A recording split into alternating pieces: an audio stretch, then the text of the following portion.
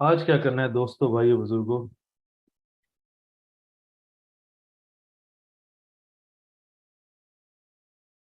जो आप लोगों को मुश्किल लगता है वो वाला करना है। जी सर। चलेंगे। कौन मुझे बताएगा कि एनपीओ क्या होता है? What is NPO? तो वो ऑर्गेनाइजेशंस जो प्रॉफिट से हटके किसी दूसरे मकसद के लिए काम करते हैं। जैसा कि सोशल वेलफेयर, कोई हॉस्पिटल हो गया या एजुकेशनल इंस्टीट्यूट वगैरह हो गया। बिल्कुल ठीक है। ऐसी ऑर्गेनाइजेशन जिनका मकसद प्रॉफिट नहीं है, जिसकी सबसे बड़ी मिसाल क्या है? Schools, hospital. लाइक पिछले साल फ्लड आया, इसमें बहुत सारी ऑर्गेनाइजेशन ने जाके लोगों की हेल्प की। इनका मकसद प्रॉफिट कमाना नहीं था। इनका मकसद है ही हेल्प करना, असिस्ट करना, सर्व करना, कम्युनिटी का ख्याल रखना। इस तरह इनके ऑब्जेक्टिव्स होते हैं। इसको हम कहते हैं ऐसी ऑर्गेनाइजेशन जो प्रॉफिट के लिए काम नहीं करती। NGOs, hospitals, schools, charities, trust, club, societies. और इनमें से कुछ भी ऑब्जेक्टिव उनका हो सकता है, सोशल, एजुकेशनल।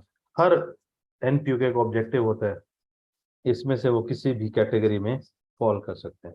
कोई तालीम को पकड़ के चल पड़ता है, कोई इस्लाम को पकड़ के चल पड़ता है, कोई खैराती इदारा, कोई हेल्थ को, कोई सोशल। इस तरीके से हर ऑर्गेनाइजेशन का कोई ना कोई मकसद हो सकता है। अब ये जो ऑर्गेनाइजेशन हैं, डिफरेंट लॉ है। जो ऑर्गेनाइजेशन रजिस्टर होती है, उसका जो मकसद है उस तरह के लॉ के अंडर वो रजिस्टर होती है, और उनका हिसाब किताब हमें रखना पड़ता है। अब हमने उसकी जो अकाउंटिंग करनी है, अकाउंटिंग के स्टैंडर्ड हैं जो आई कैप ने इशू किए हैं, और एससीसीपी जो कंपनीज रजिस्टर होती हैं उनकी गाइडलाइंस है।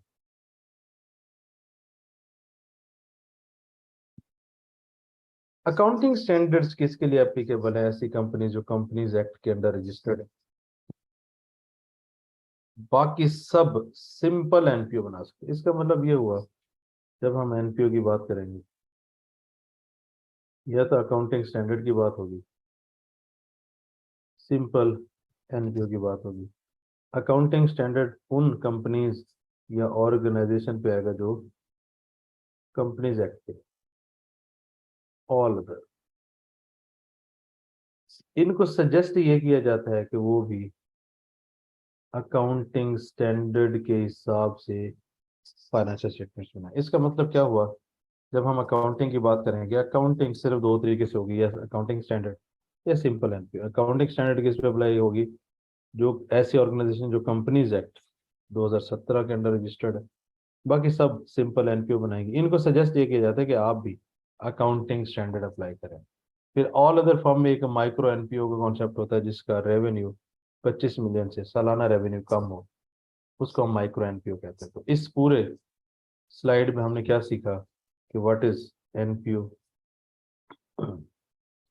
एनपीओ किस लॉ के अंडर रजिस्टर होते हैं, एनपीओ का ऑब्जेक्टिव क्या होते हैं, किस किस तरीके से, जैसे सोशल, एजुकेशनल, रिलीजियस, और इन्होंने अकाउंटिंग कैसे करनी है। हमने ये बेसिक नॉलेज समझा एनपीओ को। एनपीओ क्या होती है ये समझा, फिर किस कानून, किन किन कानून के तहत ये रजिस्टर होती है, इसके ऑब्जेक्टिव्स क्या होते हैं, रिलीजियस है, एजुकेशनल है, सोशल है, और इनकी अकाउंटिंग किस तरह की होती है। अकाउंटिंग की हमने बात की, अकाउंटिंग स्टैंडर्ड्स होंगे, ये सिंपल होगी। अकाउंटिंग स्टैंडर्ड कंपनीज एक्ट वालों के लिए, और ऑल अदर इसमें आ जाएंगे। ऑब्जेक्टिव में कोई भी मकसद हो सकता है जिसमें सोशल वेलफेयर हो। जैसे हमारे कंट्री में सबसे बड़ी एग्जांपल ईदी फाउंडेशन। उसके बाद फलाना फलाना कानून, फलाना कानून, अच्छा जी ट्रस्ट बना लिया तो ट्रस्ट एक्ट में आएगा, फलानी चीज बना लिया तो फलाने लॉ में आएगी। ये चीजें हमने इस लेक्चर में डिस्कस की हैं। चार चीजें एनपीओ क्या होता है, और ये तीन जो आगे हेड्स मैंने बताए ये हमने इस में डिस्कस किए। जी भाई, किसी को गलती से कुछ समझ तो नहीं आया होना? यस सर, आगे। हम्म। इतना क्लियर। ओके। मैं आपको एक वैसे गुड न्यूज बताऊं, yes sir, yes sir. NPO में कुछ भी नई चीज नहीं है, चीजों को जोड़ना है, लिंक करना है। अच्छा यार ये चीज वहां पे ऐसे करते हैं, अच्छा इसको ऐसे कर लें तो ये हो जाएगा। कुछ भी मैं नया नहीं बढ़ाता इसमें। ये बात को क्या कहते हैं, यकीन करने को दिल नहीं करता होगा ना, इसमें क्या है? अभी मैंने एक स्टेटमेंट पास की है, क्या बोला, क्या स्टेटमेंट पास की है? इसमें कुछ भी नया नहीं है। चलें देखते हैं मेरी ये स्टेटमेंट कितनी पूरी होगी। एनपीओ किस किस तरह की फाइनेंशियल स्टेटमेंट्स बनाएगा, उसके लिए हमें डिफरेंट फाइनेंशियल स्टेटमेंट्स को जहन में लाना है। 6 statements, cash flow, changes in equity, balance sheet, income statement, received and paid.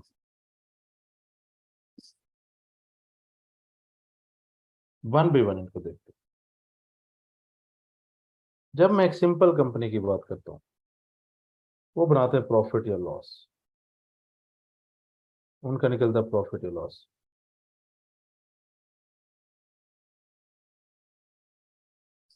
NPO में भी इसी तरह का काम करना है, बट हमारा मकसद प्रॉफिट नहीं है। तो या तो मेरे पास पैसे बच जाएंगे या पैसे कम हो जाएंगे। हम एक मदरसे को लेकर चलते हैं।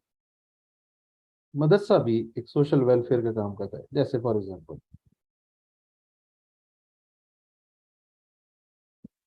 उनके पास बहुत सारे बच्चे जो कुरान करीम नाजरा पढ़ रहे होते हैं, बहुत सारे बच्चे जो हिफ्ज कर रहे होते हैं, बहुत सारे बच्चे जो डिफरेंट किस्म की तालीम हासिल कर रहे होते हैं, आलिम बन रहे होते हैं। और ये उनसे फीस वगैरह नहीं लेते, तो ये अपने अंदर रिलीजियस ऑब्जेक्टिव में सर्व कर रहे हैं। उनको इस महीने या इस साल में, लेट से उनके पास है 20 लाख पूरे साल, और कैसे है, किसी ने 10 दिए, किसी ने 20 दिए, किसी ने 10,000 दिए, किसी ने 50,000 दिया, किसी ने 1 लाख दिया, किसी ने सफ़े ला के दे दिए, किसी ने कुरान शरीफ ला के दे दिए, किसी ने गंदम आके दे दी, किसी ने चावल आके दे दिए, किसी ने बिल आके भर दिया, डिफरेंट। अब वो सारी चीजों को जोड़ लेते हैं, फिर वो खर्चा करते हैं। अगर कुछ बच जाए उसमें से तो उसको सरप्लस कहते हैं।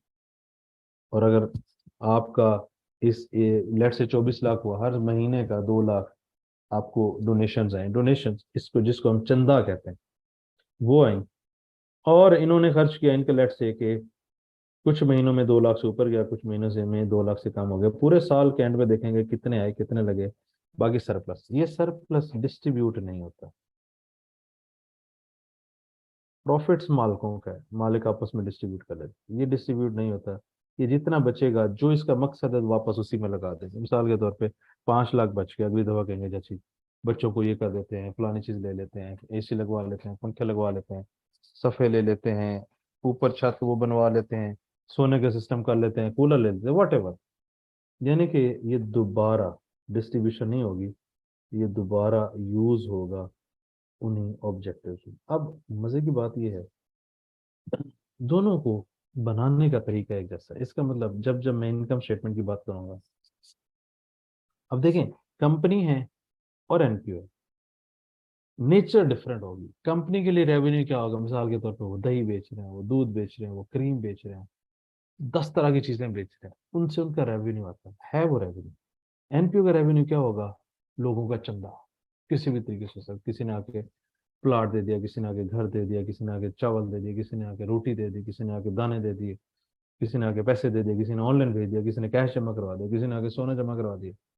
बेसिकली क्या है, हमने एट द एंड देखना है कि कितना आया। कंपनी का एक अपना तरीकाकार होता है, मदरसे का अपना तरीकाकार होता है।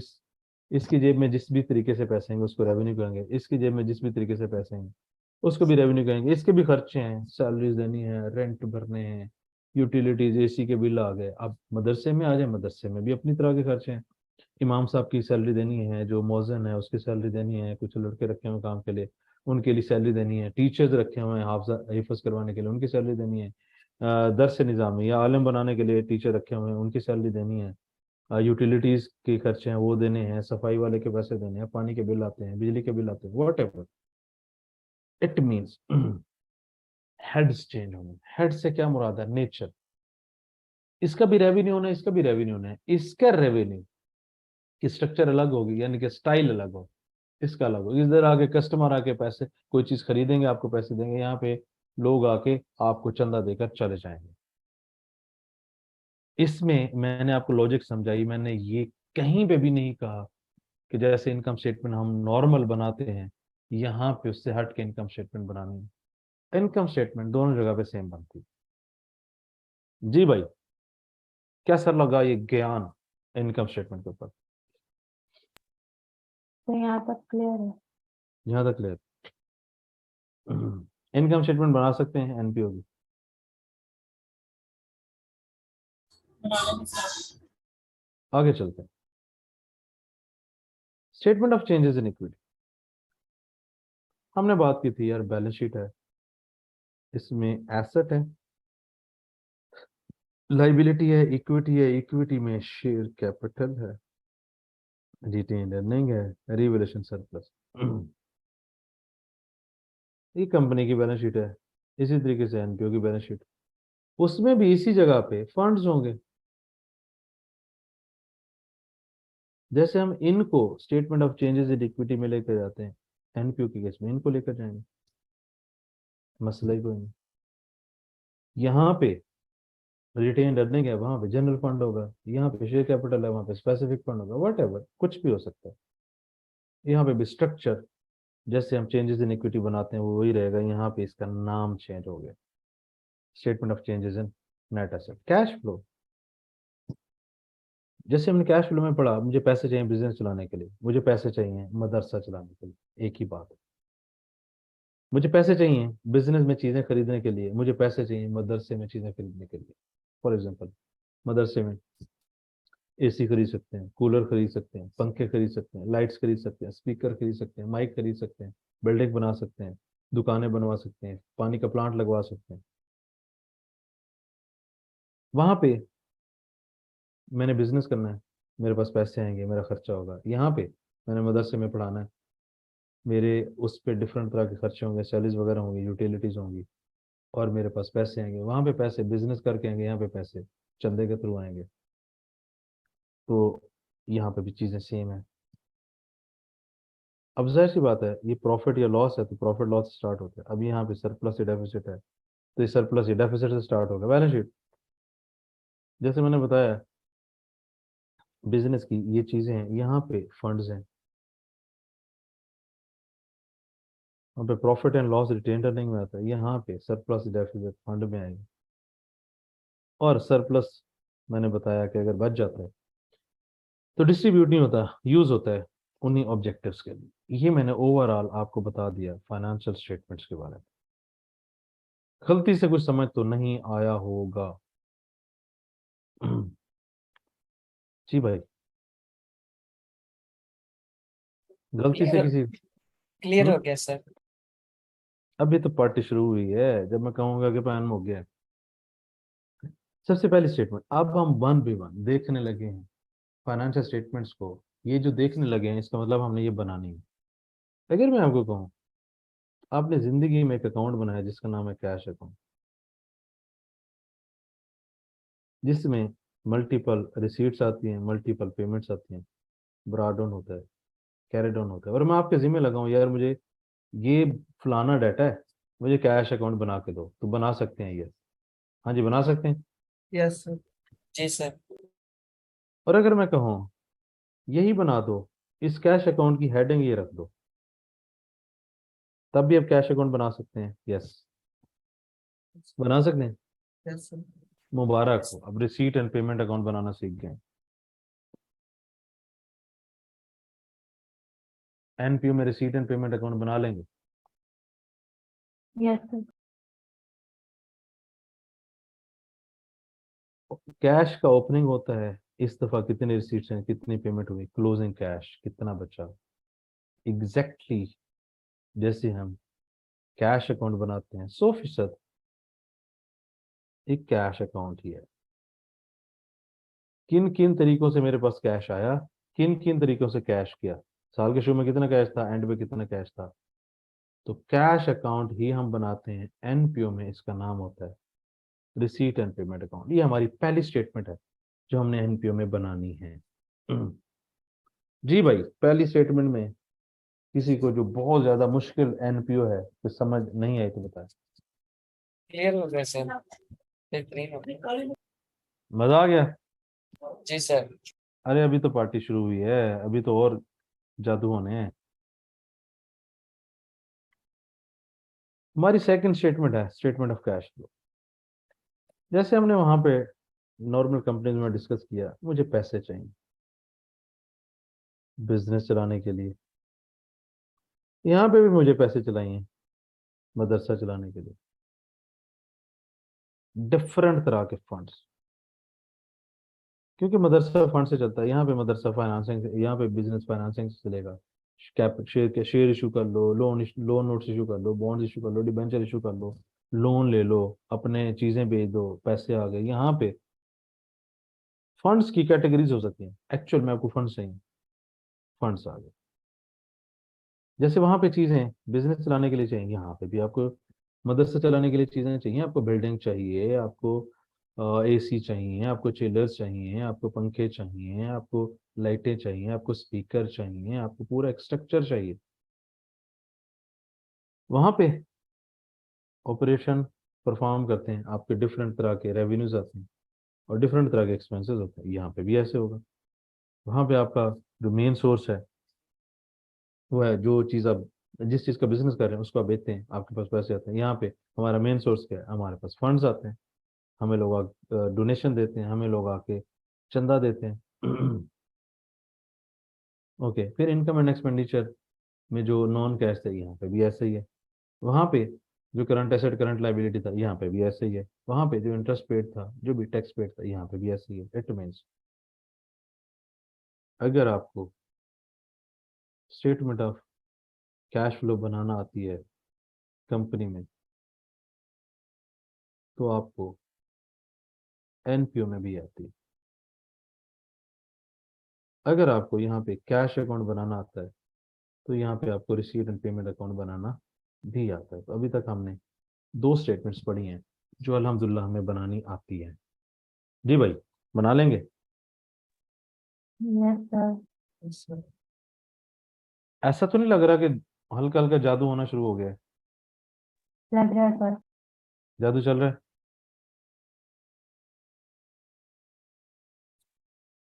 हमने statement of changes in equity का फॉर्मेट पढ़ा है कुछ ऐसे।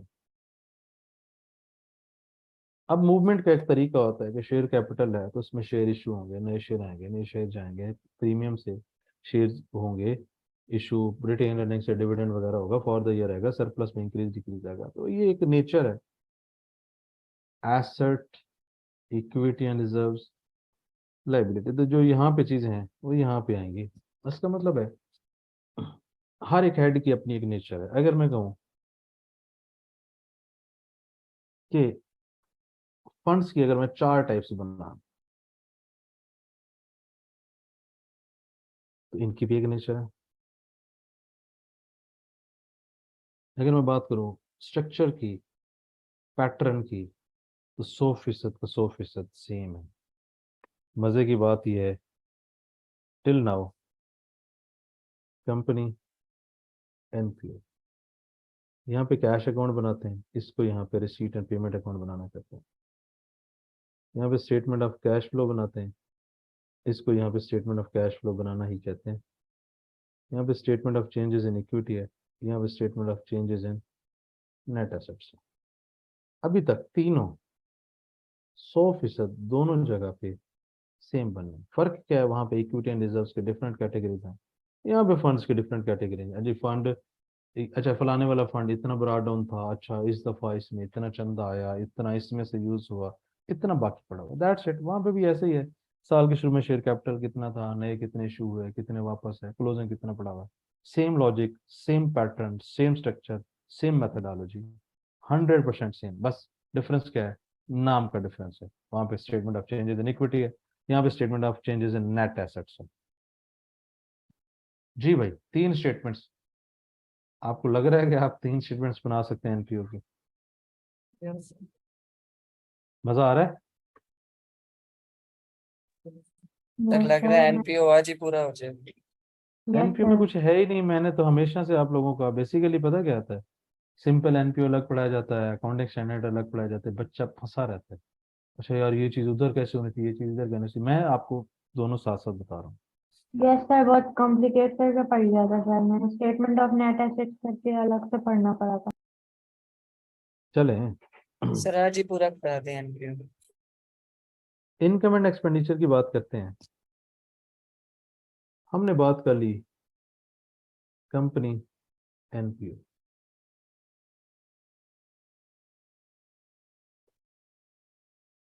यहाँ पे हम बनाते हैं कैश अकाउंट, यहाँ पे रिसीट इन पेमेंट। ये मैं बार बार इसलिए बता रहा हूँ ताकि आपके जहन में बैठ जाए। Cash flow, statement of changes in equity,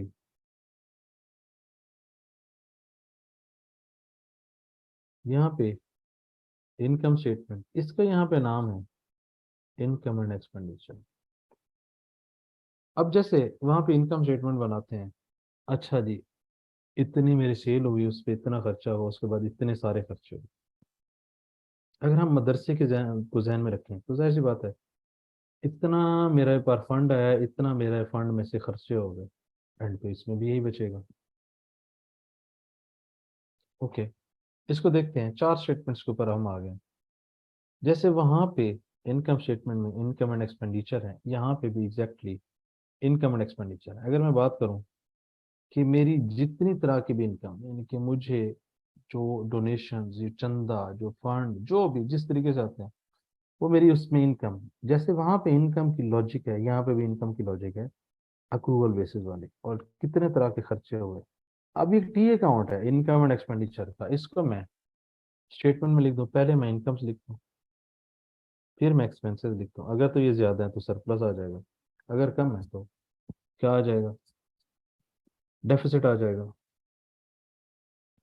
मतलब जब हम बात करते हैं इनकम स्टेटमेंट की, जो कॉन्सेप्ट, जो लॉजिक, जो इनकम को रिकॉर्ड करना, अच्छा जी 12 महीने हो गए, 12 महीने में से 3 महीने गुजर गए हैं, ठीक है, लेट्स से कि 3 महीने आगे हैं, 9 महीने अप्रूवल है, जो जो इनकम और एक्सपेंस की कैलकुलेशन हम इनकम स्टेटमेंट में करते थे, सेम यहाँ पे करेंगे। The difference is, the only difference income statement वो क्या है, मैं सारी इनकम लिख दूं, हर तरह की मैं इनकम लिख दूं, हर तरह का एक्सपेंस लिख दूं, और ये मेरे पास है टोटल पे कॉलम। जैसे हम इनकम स्टेटमेंट में बनाते हैं, मेरे पास आंसर आ जाएगा। इसको हम कहेंगे सिंपल एनपीओ या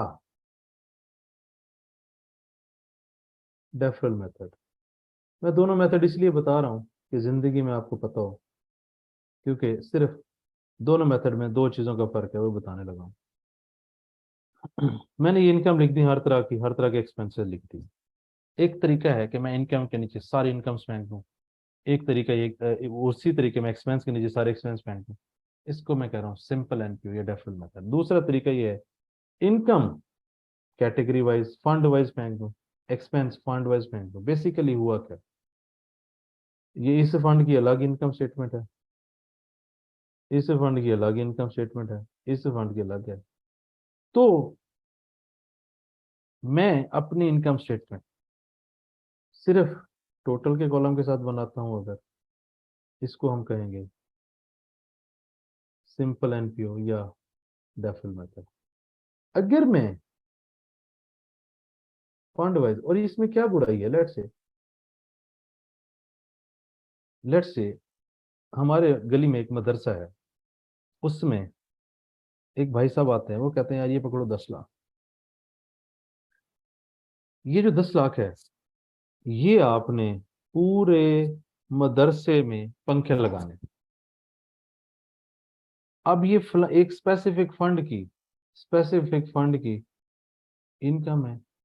फिर जब मैं पंखों पे खर्चा करूंगा, डिफरेंट तरह के एक्सपेंसेस होंगे। इसका मतलब मैं सिर्फ इस फंड की इनकम स्टेटमेंट बनाता हूँ, ये एक फंड, दूसरा फंड, तीसरा फंड, चौथा फंड, पांचवा फंड, व्हाटएवर, ये हो सकते हैं मल्टीपल फंड। अगर मैं fund wise income and expense बनाऊं, इसको हम कहते हैं रिस्ट्रिक्टेड फंड मेथड।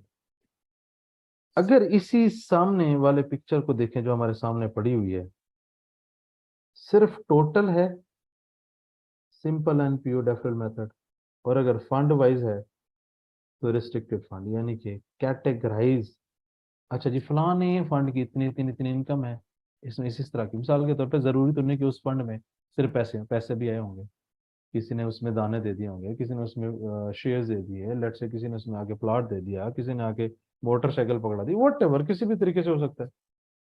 जैसे वहां पे भी अदर इनकम हजार तरह की होती है, यहाँ पे भी उसकी इनकम्स हो सकती है। फंड वाइज अगर मैं करूंगा, इसको कहेंगे रिस्ट्रिक्टेड फंड मेथड। और अगर सिर्फ सिंपल फंड वाइज नहीं करता, सिंपल रखता हूँ, simple and pure deferral method. इसके साथ अगर मैं वो बनाऊं conclusion, cash account, receipt and payment account, statement of cash flow, statement of cash flow, statement of changes in equity, statement of changes in net assets, income statement, income and expenditure। Income and expenditure में यहाँ पे simple जैसे हम बनाते हैं वैसे भी हो सकता है, और यहाँ पे फंड वाइज भी हो सकता है, सिंपल, सिंपल एंड प्योर, या इसको डेफरल मेथड कहते हैं, यहाँ पे इसको रिस्ट्रिक्टेड फंड मेथड कहते हैं, इनके फंड वाइज। और जो लॉजिक मैंने आपको इनकम स्टेटमेंट में समझाई है 100% यही है बैलेंस शीट। अगर बैलेंस शीट में सिंपल एक एक कॉलम बनाता हूँ तो वो सिंपल एनपीयू है, डेफरल मेथड, और उसको भी मैं फंड वाइज बनाता हूँ। अब ये भी उस फंड में एसेट और लाइबिलिटीज अलग अलग हो सकते हैं, वो फंड है टोटल मेरे पास, उस फंड को मैंने यूज किया, मेरे पास कुछ एसेट है, कुछ मेरी लाइबिलिटीज है। जैसे मिसाल के तौर पर मैंने उस फंड को यूज करते हुए मैंने सीमेंट मंगवा ली, उसके मैंने पैसे देने, मैंने ईंटें मंगवा ली, उसके पैसे देने, उसमें कोई ट्रैक्टर मंगवा लिया, उसमें कोई मैंने मजदूरों को पैसे देने, वट एवर, उसके डिफरेंट एसेट या लाइबिलिटीज हो सकते हैं। बेसिकली हुआ क्या, अलग अलग फंड वाइज। तो ये अभी तक जो हमने इनकम स्टेटमेंट पढ़ा ये उसका खुलासा है। जी भाई,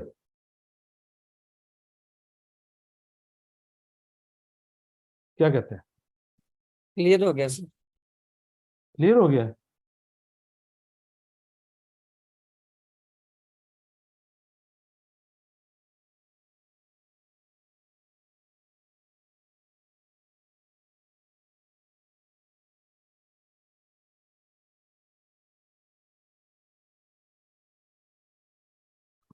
अच्छा, जैसे मैं इनकम स्टेटमेंट एक्सप्लेन कर रहा था, ये बैलेंस शीट हम बनाते हैं, एसेट्स हैं, लाइबिलिटीज हैं, और इक्विटी एंड रिजर्व्स होता है कंपनीज में। यहाँ पे डिफरेंट तरह के फंड्स होंगे, फंड ए, फंड बी, फंड सी। अगर तो सिर्फ एक ही कॉलम है, सिंपल। और अगर fund wise asset and liability, और ये कोई रॉकेट साइंस नहीं है कि यार ये वाली कार फलाने फंड की है, ये वाली मोटरसाइकिल फलाने फंड की है, ये वाले ऐसी फलाने फंड के हैं, ये वाले पंखे फलाने फंड के, कोई इसमें रॉकेट साइंस नहीं है। जैसे हमने इनकम स्टेटमेंट में लॉजिक पढ़ी है, यहाँ पे भी वही लॉजिक लगेगी। अब हम करते हैं फाइनल स्टेटस स्टेटमेंट्स का, cash account, statement of cash flow, statement of changes in equity, income statement, balance sheet, receipt and payment, statement of cash flow, statement of changes in net asset, income statement, balance sheet।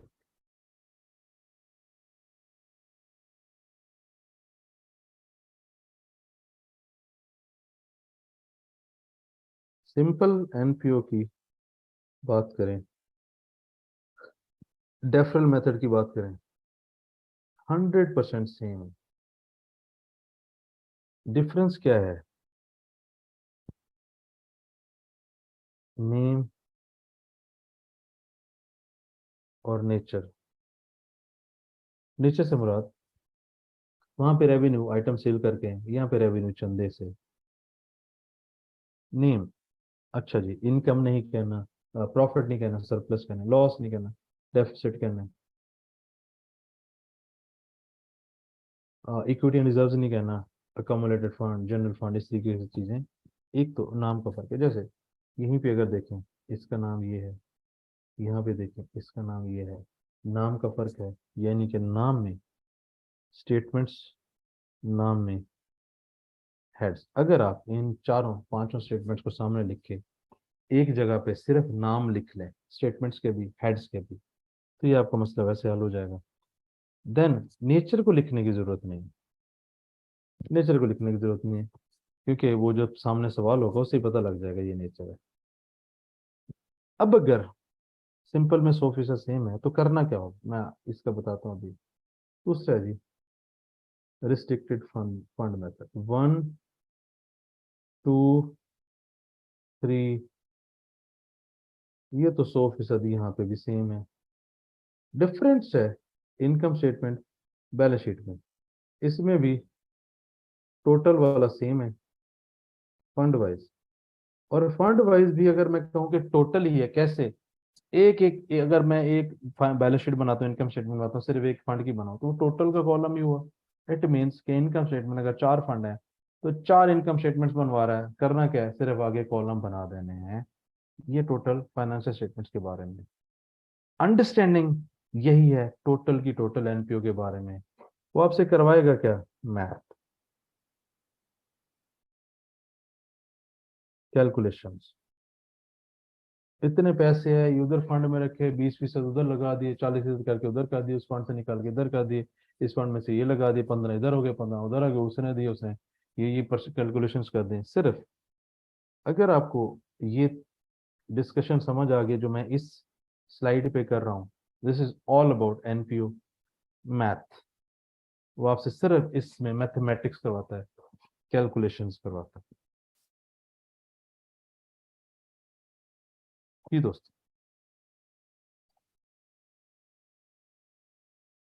हाँ जी।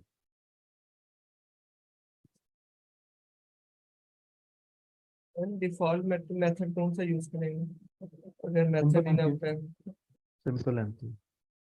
Restricted fund तो उस वक्त कहेंगे तो test नहीं करेगा वैसे, मैंने आपके नॉलेज के लिए बता दिया है। पिछली दफा उसने स्पेसिफिकली बता दिया था कि रिस्ट्रिक्टेड फंड, और रिस्ट्रिक्टेड फंड में क्या है यार, बैलेंस शीट अगर फंड की बैलेंस शीट बनाते हैं वो एक ही कॉलम है, अगले फंड की बनाते हैं वो अगली बैलेंस शीट है। उसने क्या किया, कॉलम वाइज ऊपर आप हेडिंग दे दें और लिखते जाएं, मतलब रॉकेट साइंस तो नहीं है, सिर्फ मैथ करवाते हैं। अगर आप पिछले 3 अटेम्प्ट के सवाल देखें तो क्योंकि अच्छा यार टोटल ट्रायल बैलेंस में इतने कंट्रीब्यूशन है, फिर नीचे कंट्रीब्यूशन की कैलकुलेशन देगा, कैलकुलेशन नहीं है वो मैथमेटिक्स है।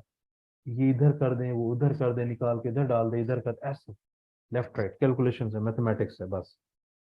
मुझे 1 by 1 ये पूछना है कि जो एनपीओ है इसमें करना क्या है, क्या वो क्लियर है, पहला सवाल स्नैन। यस सर, क्लियर हो गया। इकराम, जी सर, क्लियर। मुश्तबा, है। Yes sir. साद, टॉपिक इतना होता नहीं है जितना देखने में लग रहा होता। वो इस तरह की बात बाद में पूछता हूँ, अभी मुझे ये बताएं क्लियर है। सैफुल्लाह, जी सर। तहरीन, यस सर, बहुत अच्छे से क्लियर हो गया। जिसको डर था वो खत्म हो गया। Yes sir. हम्म। अब डिस्कस करते हैं फंड्स, फंड की टाइप्स। जब मैंने कहा इनकम स्टेटमेंट, ये बैलेंस शीट फंड वाइज समझते हैं फंड्स को। कुछ एग्जांपल्स हैं, देखें। रिक्वायरमेंट का identify type of above funds, उसी मदरसे को पकड़ते हैं, मदरसे की बरकत से इंशाल्लाह हमारा एनपीओ भी अच्छा हो जाएगा।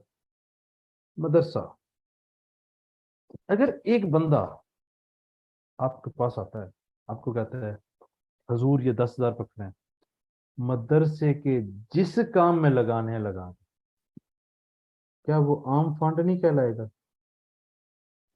Yes, sir. Yes, General. sir. General fund क्या कहते हैं? आम फंड Yes, sir. कहलाएगा कि नहीं?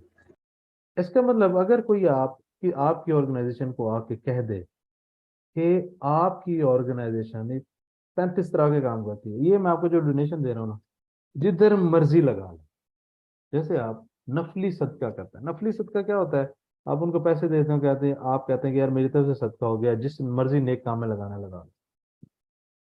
एक और तरह का बंदा आता है, नमाज पढ़ता है जी, मदरसे में आके वो देखता है यार मदरसे में ना गर्मी बड़ी है, यहाँ पे आते हैं हालत खराब हो जाती है, मैं आपको फंड दे रहा हूँ, आपने इससे लेने ही सिर्फ कूलर है। उसने रेस्ट्रिक्शन लगा, उसने जो आपको पैसे दिए उस पर रेस्ट्रिक्शन लगा, आपको बाउंड कर दिया, आपको एक हुक्म दे दिया कि भैन ए मेरे पैसे फड़ो, ਇਹਦੇ ਵਾਸਤੇ ਇਹਦੇ अगेंस्ट सिर्फ कूलर लेके आना। रेस्ट्रिक्शन, इसको कहते हैं रिस्ट्रिक्टेड फंड। और मजे की बात, क्या ये बाहर के बंदे ने लगाया? Externally restricted fund. जब आपको आके कोई भी डोनेशन मिलेगी और वो उसके साथ रेस्ट्रिक्शन लगा देता है, देखिए इंटरनली क्या होगा, मदरसे के लेट से 20 बंदे मदरसे चलाते हैं, वो इंटरनल लोग हैं। आपको बाहर से आके कोई भी डोनेशन देता है और वो एक रेस्ट्रिक्शन लगा देता है, यार ये मेरे पैसे ना सिर्फ और सिर्फ कूलर खरीदने में लगाने, तो उसने डोनेशन के साथ एक रिस्ट्रिक्शन लगाई और ये बाहर का बंदा है, उसको कहेंगे एक्सटर्नल रिस्ट्रिक्टेड फंड। आज ईशा की नमाज हुई, ईशा की नमाज के बाद मदरसे की कमेटी बैठ गई, उन्होंने कहा यार सफ़े खस्ता हो गई हैं, सफ़े नहीं लेते, अब ना कालीन लेकर आते अच्छे वाले, और जितने पैसे हमारे फंड्स में पड़े हुए हैं उसमें से 5 लाख साइड पे कर लेते हैं, इन 5 लाख को उन्हीं मकसद के लिए इस्तेमाल करेंगे। जैसे ये बाहर का बंदा आया था, उसने आके इंस्ट्रक्शन दी थी, अब ये अंदर के लोग बैठ के जब पैसे साइड पे करेंगे और कहेंगे जी इससे फलाना काम करना है, तो ये इंटरनल रिस्ट्रिक्ट कर दिया उन्होंने, 5 लाख पे रिस्ट्रिक्शन लगा दी कि ये 5 लाख यूज ही सिर्फ कालीन खरीदने के लिए होंगे। तो रेस्ट्रिक्शन बाहर से आके जो डोनेशन दे रहे हैं उस पर भी लग सकती है, अंदर जो लोग बैठे हैं वो पैसे साइड पे करेंगे, यार इससे फलाने वाला काम करना है, इसको कहते हैं इंटरनली रिस्ट्रिक्शन। चौथा होता है, चौथा जरा सियाना बंदा है ज्यादा, वो आके कहता है कि भाई ये पकड़ो 10 लाख, लेकिन मेरी एक शर्त है। वो पूछते जी क्या शर्त है? वो कहते जी ये 10 लाख कभी खत्म नहीं होना चाहिए। वो कहेंगे, वो कहते हैं यार ये कैसे होगा, दे भी तुम चंदा रहे हो, 10 लाख कभी खत्म नहीं होना चाहिए। वो कहते हैं हाँ। इस डोनेशन को हमने कहीं अच्छी जगह पे इन्वेस्ट करना। वो कहते हैं जी ये जो इनकम आएगी ना इसको यूज करें, ये मैं बहुत सारे पैसे दे रहा हूँ इसको इन्वेस्ट करें, इसकी जो इनकम आएगी इसको यूज करें किसी भी काम पे, इसको कहते हैं एंडोमेंट फंड्स। तो अगर आप गौर करें, कुल मिला के जो मैंने कहा था ना, fund fund wise fund wise fund wise, ये 4 ही फंड है यार बस, टोटल 4 फंड है। एक बंदा आपको आपके पैसे देता है, वो कहता है यार जिथे दिल का दे ला दे पैसे, ये एग्जैक्टली वैसे ही है कि अब्बा जी आपको पैसे देते हैं, आज अब्बा जी ने आपको पैसे दिए और उनकी इंटेंशन होती है जा पुत्र जिथे उजाड़ने जा उजाड़ दे। ओके, एक और केस में अब्बा जी पैसे देते, पुत्र मैं तेन पैसे दे रहा 100 रुपए, सिर्फ यदि दही लैके आनी तो तुसी दही लैके जाओगे, ये एक्सटर्नल रिस्ट्रिक्शन। फिर आपकी जेब में 10,000 है, आप 10,000 में 3,000 साइड पे करके रख लेते हैं, कहते हैं यार ये जो 3,000 है ना, इसे मैंने किसी घर में रिस्ट्रिक्शन देता है, ये आपने इंटरनल रिस्ट्रिक्शन लगाई है फंड। फिर अगर आपके पास पैसे हैं, आप कहते हैं यार ये कभी खत्म नहीं होने चाहिए, इसको इन्वेस्ट करते हैं, इससे जो इनकम, पैसे मैंने वक्फ कर दिए पड़े रहेंगे हमेशा, इसको इन्वेस्ट करते हैं, इससे जो पैसे आएंगे उससे लोगों की मदद करेंगे, उसको एंडोमेंट फंड कहते हैं। कुल मिला के ये 4 फंड है। अगर इनकम स्टेटमेंट बनाते हैं रिस्ट्रिक्टेड फंड से, इन 4 फंड में, अब मुझे पता है यार जनरल फंड की क्या इनकम्स हैं, क्या एक्सपेंसेस है, एंडोमेंट फंड के क्या इनकम है, क्या एक्सपेंसेस है, एक्सटर्नल रिस्ट्रिक्शन के क्या इनकम है, क्या एक्सपेंसेस है, और सबकी एसेट क्या कहते हैं एसेट और लाइबिलिटीज भी आइडेंटिफाई करना कोई रॉकेट साइंस नहीं है। कुल मिला के ये 4 फंड्स है। जी दोस्तों, गलती से समझ तो नहीं आया होगा आज कि व्हाट आर फंड्स।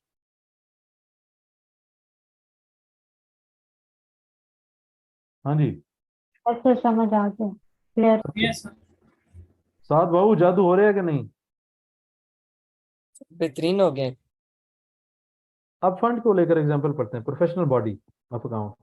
अच्छा, जब ये फंड बनते हैं ना, ये मैंने फंड बना ली, लोग इसमें आके चंदा देते रहेंगे। जिंदगी में मैं पहली दफा फंड बनाऊंगा ना, ये जनरल फंड है, ये एक्सटर्नल रिस्ट्रिक्टेड, इंटरनल रिस्ट्रिक्टेड, फिर लोग जब आके इसमें पैसे देंगे, जब लोग आके इसमें पैसे देंगे उनको हम कहेंगे कंट्रीब्यूशन, जिसको हम कह रहे हैं चंदा। इस स्टैंडर्ड में उसका नाम आएगा कंट्रीब्यूशन या डोनेशन, जिसको हम चंदे की बात करें। वो एक्सटर्नल रिस्ट्रिक्टेड में ऐड होंगे, वो इंटरनल में होंगे, वो जनरल फंड में होंगे, वो एंडोमेंट फंड में होंगे। Professional body of accountant set up a fund for support of deserving students. Professional body of account. For this purpose, so million have been allocated that will be invested in 80% endowment fund है। Fund बनाया हुआ कहते हैं जिसको invest करेंगे और इसके ऊपर जो इनकम है वो यूज करेंगे। Health care NPO has raised money through special marketing drive in which overseas contributor deposit $100 each in its Save a Life Fund account. To contribution shall be used for the NPO routine operation which focus on providing life-saving drugs to patient who cannot afford the cost. हाँ जी, general है sir, operation के लिए ठीक है। general fund. Okay. Education NPO set up fund for development of school in a nearby rural area. Fundraising drive have successful. ठीक है, ठीक है. Fundraising clearly stated that funds raised shall only be used for construction and operation of school. Restriction लगी बात से, restricted fund है external. तो ये 4 फंड्स की टाइप्स हैं और उसकी हमने एक कल एग्जांपल। हाय हाय, मैं क्या सी एनपीओ सौखा है, नहीं मनने सी, नहीं मनने सी, ना मनो ना मनो, कोई गल नहीं। अब हमने फंड बना लिए, अब हम देखते हैं कंट्रीब्यूशन की examples. Health care NPO receive 10 million from wealthy individuals subject to the condition that this amount shall only be used for the acquisition of land. Restriction, restricted fund external. Healthcare NP received 25 million contribution from a wealthy individual and those are sole purpose of the amount is to support NP general operation in 4 and 5. हाँ जी, इसके बारे में क्या है, general है सोच लें, school. चलें इसको मैं साथ लिंक करूंगा एक अगले पॉइंट से। Education NP received a plot of land, Mr. Salman says, subject to the condition land shall only be used for construction of primary education school. Okay, ये तो restricted है, clear. Educational NP received plot of land subject to the condition that land or sale position from its disposal shall only be used to achieve general objective of that NPO. Fair value of the plot unrestricted या general हो गया। Educational NPO received 50 million from 11I donors subject to the condition that principal balance invested और income आएगी तो उधर लगाएंगे endowment fund. अब सवाल ये है कि ये रिस्ट्रिक्टेड है, ये अनरिस्ट्रिक्टेड क्यों है? B, health care NP receive 25 million contribution, एक अमीर बंदे ने 2002 में पैसे दिए। उसने बेसिकली बता दिया कि भाईजान जो मैंने पैसे दिए हैं इन 2 सालों में इस्तेमाल करने हैं। उन्हें उसने एक ऐसी रिस्ट्रिक्शन लगाई है जिसमें हमें इनको यूज करना पड़ेगा। जनरल के अंदर भी उसने एक रिस्ट्रिक्शन लगाया कि भाई जो मैं पैसे दे रहा हूँ 4 और 5 में खत्म हो जाने चाहिए। जनरल फंड में क्या होता है, पैसे डाल दिए, इस्तेमाल होते रहेंगे होते रहेंगे होते रहेंगे होते रहेंगे। अब 25 मिलियन को साइड पे रखना पड़ेगा जिसको हमने 4 और 5 में खत्म करना है। डी में ऐसी कोई बात नहीं, इसलिए बी रिस्ट्रिक्टेड है और डी रिस्ट्रिक्टेड नहीं। हाँ जी पाए, कोई गल समझ तो नहीं आए? अभी टाइम ऐसा रिस्ट्रिक्टेड, ये सर बस यार ऐसे हल्के फुल्के तरीके से समझा देते हैं। दरूद शरीफ की बरकत से आप लोगों के जहन में आ जाती है बात। बरकत तो पड़ती है दरूद शरीफ की, इसमें तो कोई डाउट नहीं है। जी सर, बेहतरीन हो जाता है सारा सिस्टम हमारा तो। अब हम रिस्ट्रिक्टेड फंड, अच्छा इसको आप स्पेशल फंड भी कह सकते हो, स्पेशली यूज काम के लिए, स्पेसिफिक, स्पेशल, रेस्ट्रिक्टेड। इसको मैं बताता हूँ, इसमें हमने करना क्या है। Ali has been very successful in business when he was young man, he very much enjoyed playing cricket, okay ji, fond of memories, ठीक है जी, he has donated बहुत सारे पैसे to the club to fund building of a new club. Accounting कैसे करनी, आपको देखो cash मिला, 1 मिलियन का कैश मिला, स्पेशल फंड। अब ये कैश मिला, जो पहले कैश था ये उसी में चला गया, है तो ये रेस्ट्रिक्टेड फंड या स्पेशल फंड, और वो एक्सटर्नल, इस पे तो 2 नंबर कर नहीं सकते। हम क्या करेंगे, देखें मेरे पास पहले कैश पड़ा हुआ 1 मिलियन है, उसी कैश में चला गया। रेस्ट्रिक्टेड फंड के लिए हमने उस कैश में से निकाल के एक छोटा सा अलग कैश, जैसे मैंने कहा था मेरी जेब में 10,000 है, मैं 3,000 निकाल के साइड पे कर लेता हूँ, इससे मैंने राशन लेकर देना गरीबों को। तो कैश में से निकाल के एक अलग छोटा सा कैश अलग बना लेंगे, जहाँ पे ये कैश अलग रखेंगे। लेट से मेरे पास एक 15 अकाउंट है, मैंने एक अकाउंट इसी मकसद के लिए रखा हुआ कि यार फलाने वाला फलाने वाला फलाने वाला, ये उस कैश के लिए मैं अलग से एक नया अकाउंट खुलवा लेता हूँ। 500-700 हज़ार रुपया ही लगता है ना, कोई बात नहीं, एक्सपेंस चार्ज हो जाएगा, बट ये होगा मुझे पता होगा उसके लिए अलग से फंड पड़ा हुआ है। तो जब कैश है मैंने नॉर्मली कैश में ऐड कर दी, फिर उस नॉर्मली कैश में से निकाल के स्पेशल कैश फंड एक अलग से कैश बनाऊंगा। अब जब जब खर्चा होगा वो इसमें से होगा।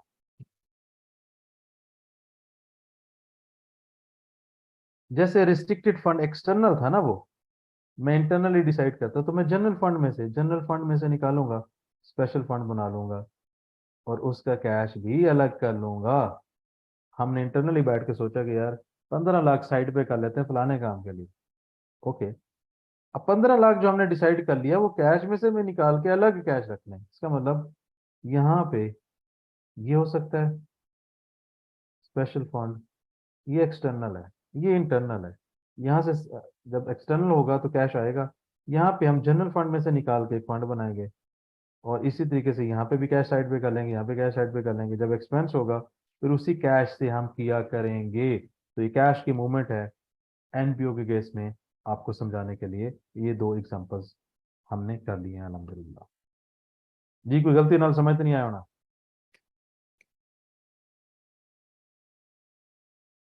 क्लियर हो गया sir.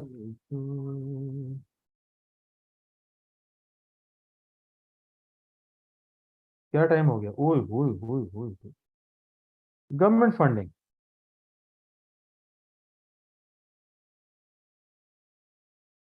Mujahid Healthcare is registered NPO. Okay, it has received government funding of 20 million, for which it has to provide a vaccine for a viral disease to general public. ये कैलकुलेशन है without taking any fee from them. Discuss the accounting treatment above from perspective of MH. Grant मिली हमें, वो तो हमें पता है grant मिली, लेकिन उन्होंने बताया है करना क्या है। एक वायरल डिजीज हुई है उस पे लगाना है। गवर्नमेंट भी जब आपको पैसे देगी वो भी आपको या जनरल देगी या रिस्ट्रिक्टेड देगी। जैसे ये रिस्ट्रिक्टेड है, उन्होंने ग्रांट तो दिया है, उन्होंने कहा जी भाई इस हिसाब से इतने इतने पैसे हैं, ये पैसे पकड़ो, ये काम करना है और फ्री ऑफ कॉस्ट करना है। तो ये रिस्ट्रिक्शन गवर्नमेंट की तरफ से लगी है। जब हमारे लिए फंड है, हमारे लिए हुकूमत फंड हमें दे, हमारे लिए कोई मोहल्ले का गरीब हमें फंड दे, हमारे लिए वो फंड है। उसने अगर रिस्ट्रिक्शन लगा दे तो हमारे लिए एक्सटर्नली रिस्ट्रिक्टेड है, अगर रिस्ट्रिक्शन नहीं लगाए तो जनरल कंट्रीब्यूशन।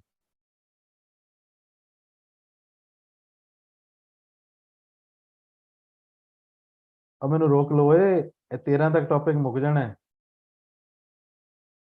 सर जी मुका दें। पक्की बात है, जी सर। मेरे ख्याल में सब्सक्रिप्शन तक रुक जाते हैं। ये सर सब्सक्रिप्शन रखा होगा। हाँ जी बताएं जी, आप बताएं। You can talk about the जादू। गद्दार दोनों, पहले गद्दारों से पूछा जाएगा। एनपीओ मैंने कहा था ना, जितना आसान, बेसिकली इसमें मैथ है। इतने फंड आ गया, इसको इतना कर दें, उधर डाल दें, उधर निकाल दें, उधर पुट कर दें, ये कर दें, वो कर दें, बस घुमाया होता है। इनकम स्टेटमेंट सिंपल बनानी हो कितनी आसान है, बैलेंस शीट बनानी आसान है, कैश फ्लो बनानी आसान है। बात एक उसने डाटा दिया होगा और घुमाया होगा, उस घुमाने को सिर्फ टैकल करना है। और कुछ भी नहीं। आज मेरी बात के बाद आप आखिरी 2 3 पास पेपर निकाल के लेटेस्ट देख सकते हैं। उसने सिर्फ क्या हो गया, ऊपर कंट्रीब्यूशन होगी, नीचे 36 तरह के कम्बिनेशन, ऐसे वैसे ऐसे वैसे, क्लिक करना है, पिक करना है और आपने सेग्रीगेट कर देना। बस मैथमेटिक्स और कैलकुलेशन है जो हमने समझ लिया, उसके बाद सिर्फ मैथमेटिक्स और कैलकुलेशन है। जी गद्दार हसनैन। यस सर, जादू काफी अच्छा हो गया। तो ये उन बड़े समझ, जादुओं में शुमार होगा इसका कि नहीं होगा? मेरे लिए ये बड़ा जादू है। तुम्हारे लिए बड़ा जादू आसान हो गया। जी सर। और सिंपल एनपी और डेफर्ड जब रिसिप्ट मैंने तो अलग अलग पढ़ा था, बहुत बहुत ज्यादा। और यहाँ पे हलवा.com हो गया। ये सारा ही चीज को पता चल गया। ओके। हाँ जी, क्या नाम है दूसरी गद्दार? हाय। यस सर, मेरे लिए भी आसान हो गया। मैं अभी अभी रिसेंटली छोड़ के आ गई थी मुझे क्वेश्चन। क्या चीज छोड़ के आ गई एमपी थी? का, यस सर, किया ही नहीं था, अटेम्प्ट हुआ ही नहीं था। मैंने भी छोड़ दिया था। हम्म मैंने बहुत कॉम्प्लिकेटेड तरीके से पढ़ लिया था। स्टेटमेंट ऑफ नेट एसिड में जाएगा, फिर ये होगा वो होगा, फिर दोनों मेथड्स अलग अलग तरीके से पढ़े थे, तो ये काफी शॉर्ट में समझाया आपने, तो ज्यादा सही समझ आ गया। मतलब गुजारा कर गया हूँ। यस सर, आराम से। तो अगर R1 के पाकिस्तान में टीचरों की लिस्ट बने 20 टीचर हो तो मैं 20वें नंबर पे आ जाऊंगा कि नहीं? तो टॉप 10 में तो आने चाहिए। मतलब 10वें नंबर पे आऊंगा 10 में से। Very good. नहीं। अच्छा। हाँ जी, मुश्तबा भाई आप क्या कहते हैं, आपके क्या विचार हैं इस बारे में? फर्स्ट टाइम पढ़ा था तो क्लियर ऐसा कुछ नहीं। लगता है जब फर्स्ट सवाल अटेम्प्ट करेंगे तो मजा आ जाएगा। लॉजिक समझ आ गई है? Yes sir. हलवा हुआ कि नहीं कोई ये? तुम भी इनको जादुओं में शुमार करते हो कि बस एम ही है ये बस? मैं तो फर्स्ट टाइम पढ़ा था, मेरे लिए तो जादू ही है। नहीं नहीं, मैं जैसे 16 में जादू हुआ, आईसी हाँ 8 जी, में वैसे हुआ, ही है, उससे ज्यादा है। 23 में। अच्छा उससे भी ज्यादा है? ओए होए होए। क्योंकि वो तो थोड़े बहुत पढ़े थे, ये तो पढ़ा ही नहीं था, ये तो बेहतरीन हो गया। साथ भाई देख लें, आपको अब कुछ डिफरेंट सोचना पड़ेगा। जी इकरा आप क्या कहती हैं? सर आजमान जो है एक डिफिकल्ट सब्जेक्ट था, आपकी वजह से इजी लगने लग गया है इस मंथ में। वो इजी लगने लग गए, सवाल भी हल होंगे कि नहीं? जी सर, सवाल हल होते हैं तो फिर कह रही हूँ। ओके। हाँ जी, नफीसा।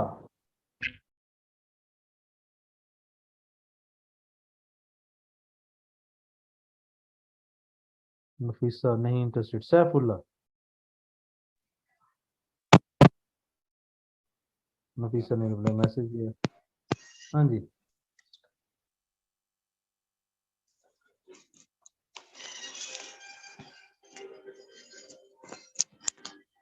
हाँ जी, सैफुल्ला नहीं इंटरेस्टेड। कौन रह गया पीछे? बस सब उन्होंने बता दिया।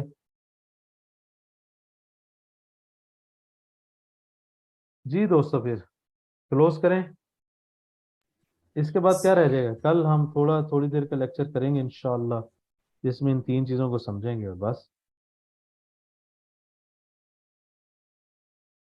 हम्म ठीक है सर।